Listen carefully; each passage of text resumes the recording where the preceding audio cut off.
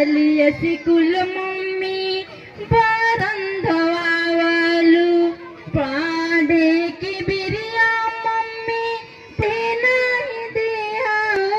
पढ़ी किरिया मम्मी पढ़े नहीं दिया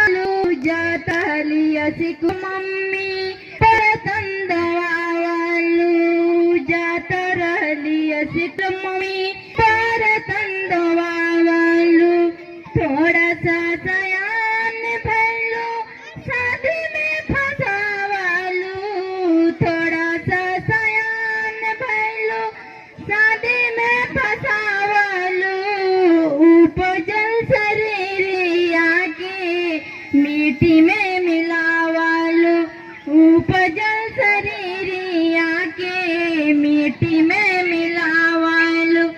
लड़का होवे पापी मारे मारे चटकाना लड़का होवे पापी मारे